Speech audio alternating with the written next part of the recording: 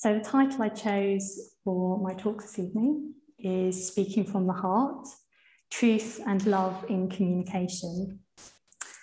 And the reason I chose this title was because the phrase speaking from the heart really seemed to evoke some deep ideals around communication for me. So something about being wholehearted in communication, being able to say, express what I really think and feel, being able to share myself and being able to speak from a sense of depth. So not talking just from the surface, but speaking from the heart really seems like it just takes us down a little bit from the surface to something a little bit deeper. And also it has this quality of authenticity to me. So a sense of speaking the truth and a quality of metta. So speaking with a sense of awareness and kindness. So both myself and ideally whoever I'm communicating with as well. So I thought we'd start with the area of truthfulness in communication. And this may be quite a bit more complex than we think at first. And speaking the truth could sound like quite simple. There's this truth, and if I only can just communicate it, then it can be sort of almost delivered like a parcel to the person I'm communicating with. There you are, there's the truth. But what is the truth? Is it as objective as it sounds? Is there this one fixed truth to be spoken, to be handed over? And what I say this evening is drawing very heavily on what Sangharakshita has to say in this area of perfect speech, and particularly in this area of truthful speech, because I think he's got some very interesting things to say, which would be good to reflect on more. So first of all, he says it's very difficult to be truthful in speech. And actually, it's probably quite rare that we are actually truthful. So that's quite a strong statement, really, that it's quite rare that we are truthful. And that this is because often we're confused, we may not be very integrated, and we may lack clarity, which would lead to us not actually knowing what the truth is of what we think or feel, and so therefore not being able to communicate that. So then we start with trying to understand more what it is we think or feel. We need to know ourselves to speak the truth, and we need to develop clarity. And very rarely are we speaking about purely objective facts without some sort of subjective view, without some sort of emotional tone in some way to what we're expressing. And I think this area of integration is quite interesting. So we may feel that there's a part of us that is most present, and that could feel like the truth. But actually there could be other parts of us that have something different to say that aren't so present. So how do we choose what to say amongst all of that which is sort of possible within us? And so the example I was going to share is from when I was living at Taraloka. So quite a few of you will know I spent over 7 years living in the community at the retreat centre at Taraloka in Wales. And every morning there's a practice of reporting in, which some of you might have done in other contexts here. So 9 o'clock in the morning, everybody in the community gathers and there's a chance to say how you are. And this could involve 2 people. It could involve up to probably 10 or 11 people when the community was really large.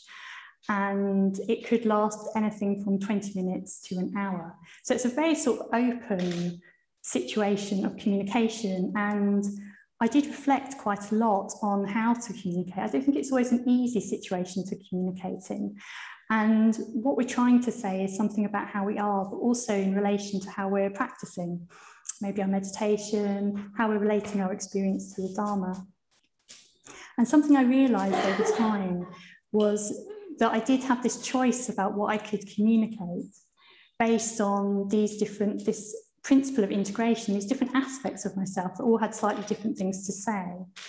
So sometimes, probably quite early on when I was there, if there was a very strong emotion present, probably something like anxiety, then that would be like, oh, I need to speak from that. It was very physically present. It was very at the front of my experience. So that's what I'd want to speak from. But over time, I realized there might be other parts of myself that were a bit quieter.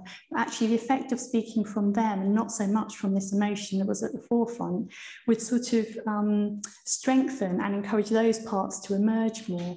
So I had sort of had this choice that I didn't realize at the beginning that I had about what to speak from. And that what part of myself I gave a voice to would be strengthened, but would also affect then usually how my day developed, how I would feel afterwards, as well as having an effect on other people, of course. So not always easy to manage, but I was trying to see if I could find the wisest part of myself to speak from, the kindest part of myself to speak from, and not necessarily the loudest voice.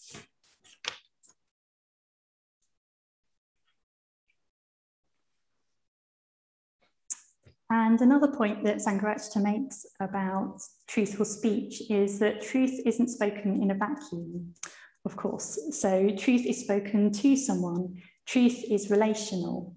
So I think this is a really interesting point. Again, moving away from this idea I started from, where I have a truth that I just need to sort of give to someone, much more to a sense that the truth is in dialogue. The truth is something dynamic that's in the communication.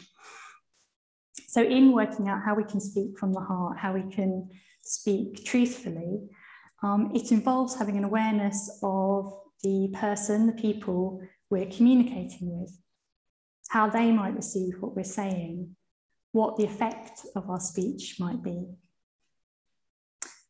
And it's not always easy to do this because this means having quite a deep level of awareness about other people. And it means moving beyond sort of just idea of people in terms of what they might mean to us and our lives and where we're at now, really trying to see that other person, those other people more deeply for who they are and not just in relation to ourselves. So it means in the communication, we're looking for something beyond expressing ourselves. We're looking for something deeper and trying to speak from the depths of ourselves to the depths of someone else. And another example I had from the same situation at Taraloka actually was these reporting in meetings was, again, a shift that happened over time. So early on, what I do is, so this is probably quite a personality-based thing. I would rehearse what I had to say. So I would probably be thinking about it. And actually during the morning, I'd be kind of like thinking about it and I'd be refining what I had to say. And then going in the meeting, I'd be kind of like trying to keep that so I didn't lose it, because it felt like, well, I've got this thing to say and I'm going to try and say it. And what that meant, of course, was that I was in danger of not actually listening to anything that anyone else had to say, particularly if I didn't go first, which I didn't really do very often. So then with that sense of holding on to what I had to say, there was a danger of missing what other people had to say. And there was a sense of this communication process not really being a process. It was trying to communicate with probably what sometimes I was seeing other people as just quite sort of two-dimensional in a way, not really fully themselves. And there was also an example when I was on retreat and we were reporting out at the end of the retreat, which is quite normal. So again, sitting in a circle and just saying how the retreat's been. And the retreat leader said at the beginning, he encouraged us to really listen to each other. And this really struck me. He said, if we don't listen to each other, there's no point doing this.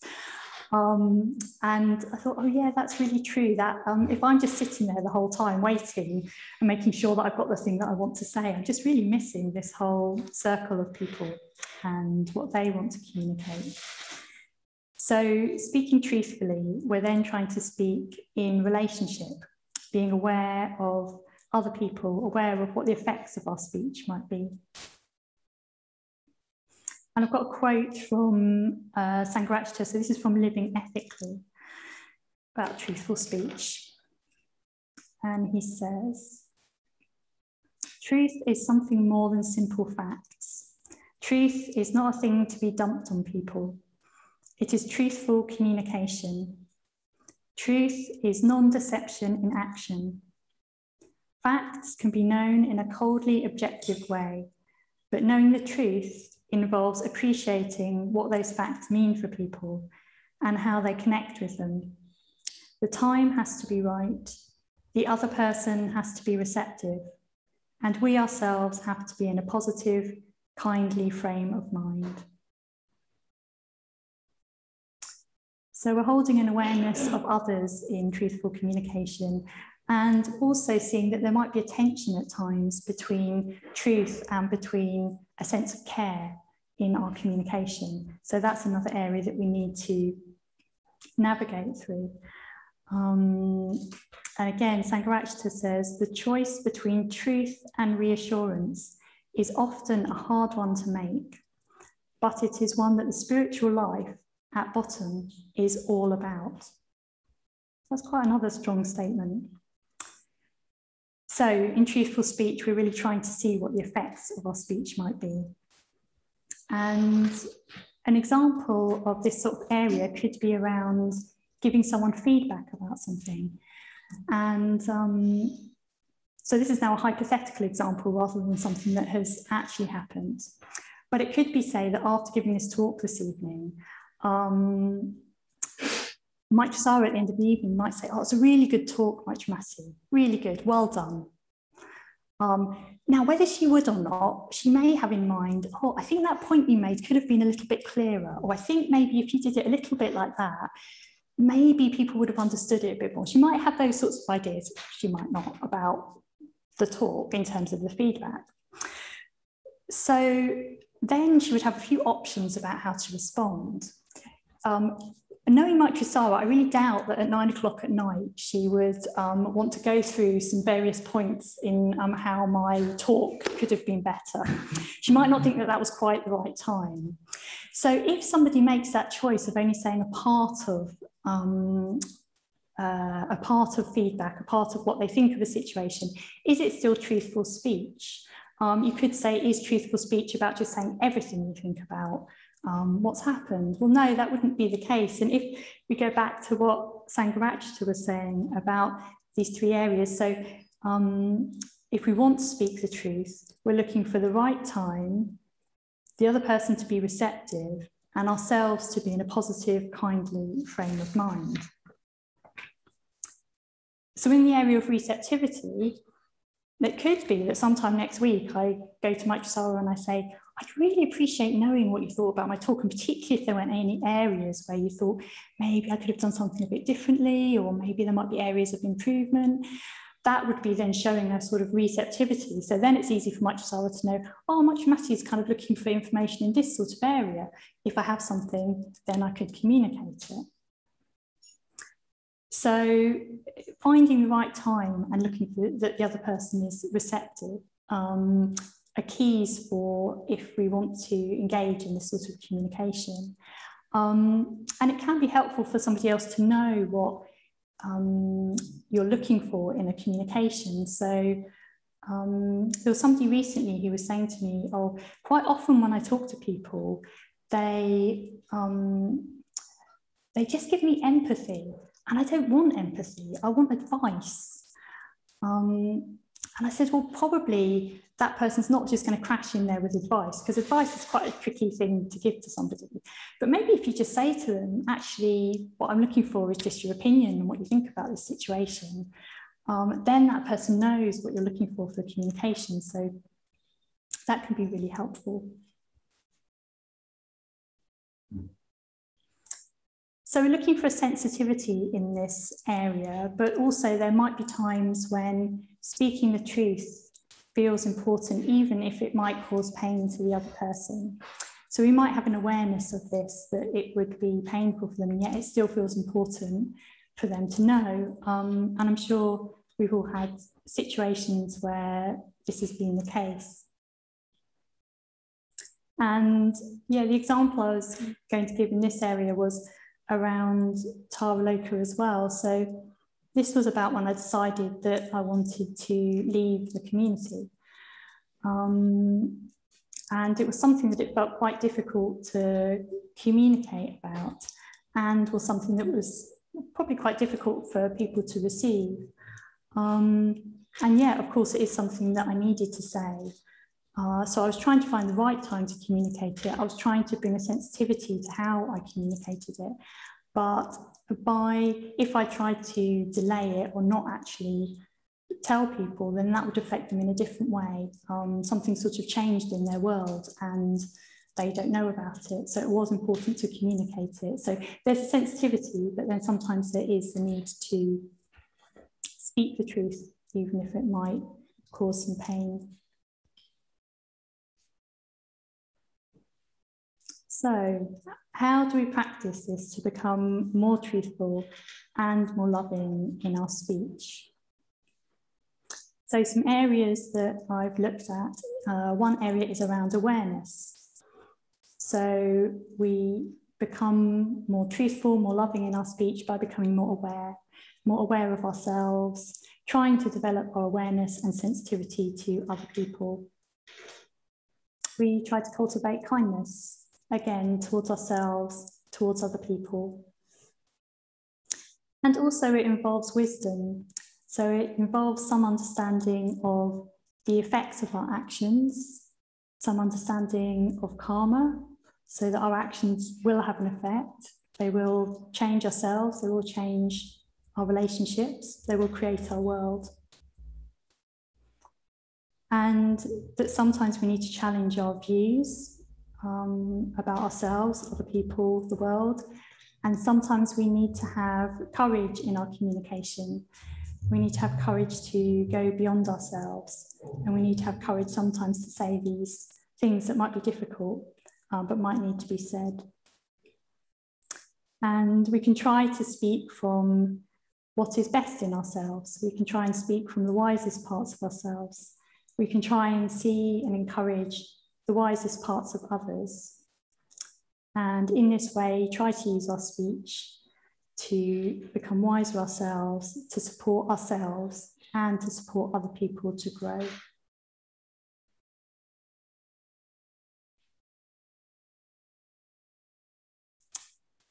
Okay, so that's the end of what I wanted to say. And I've got a couple of areas that you can look at in groups. So I'll just say a little bit about those.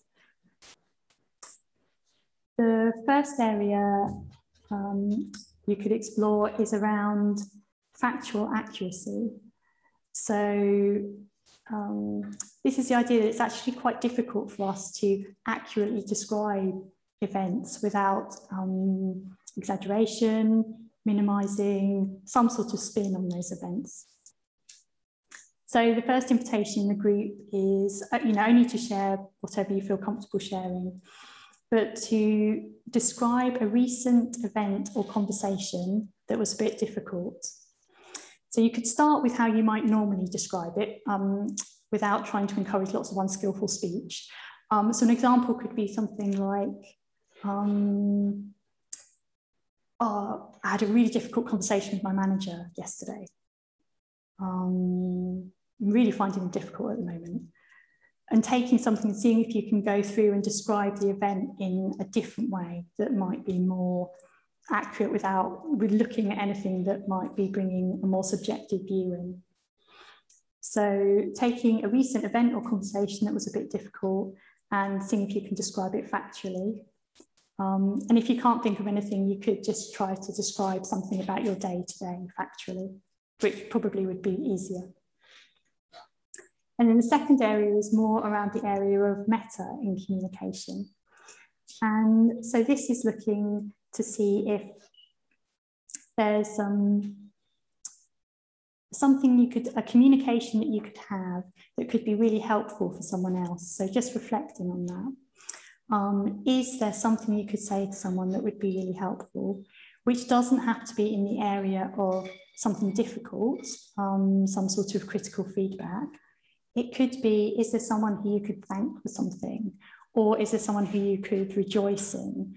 And that could that could really help them, that could be a real gift for them. And that communication could be through speaking, it could be through writing. So just sharing, if you can think of a communication like that you could engage with.